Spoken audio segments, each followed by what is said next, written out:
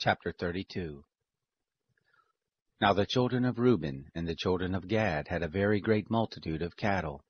And when they saw the land of Jazer and the land of Gilead, that behold, the place was a place for cattle, the children of Gad and the children of Reuben came and spoke to Moses, and to Eleazar the priest, and to the princes of the congregation, saying, Ataroth, and Dibon, and Jazer, and Nimrah, and Heshbon, and Eleah, and Sebam, and Nebo, and Beon, the land which the Lord struck before the congregation of Israel, is a land for cattle, and your servants have cattle.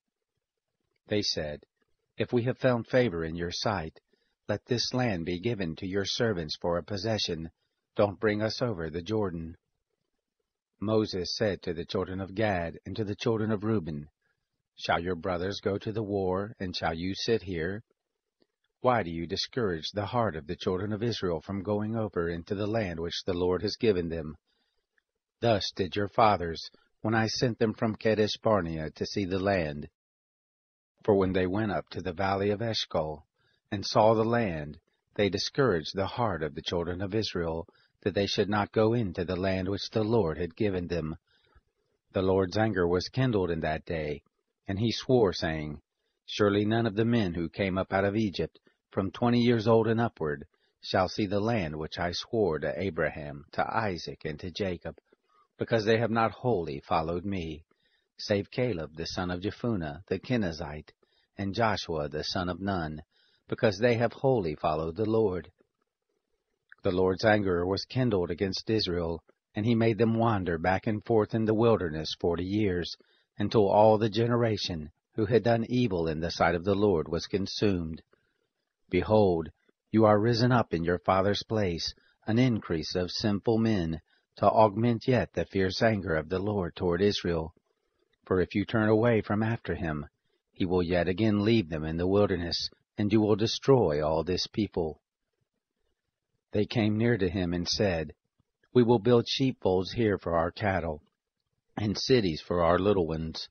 But we ourselves will be ready armed to go before the children of Israel, until we have brought them to their place, and our little ones shall dwell in the fortified cities, because of the inhabitants of the land.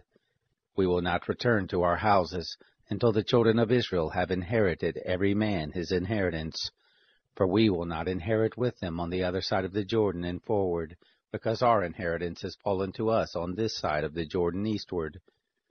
Moses said to them, If you will do this thing, if you will arm yourselves to go before the Lord to the war, and every armed man of you will pass over the Jordan before the Lord, until he has driven out his enemies from before him, and the land is subdued before the Lord, then afterward you shall return, and be guiltless towards the Lord and towards Israel, and this land shall be to you for a possession before the Lord.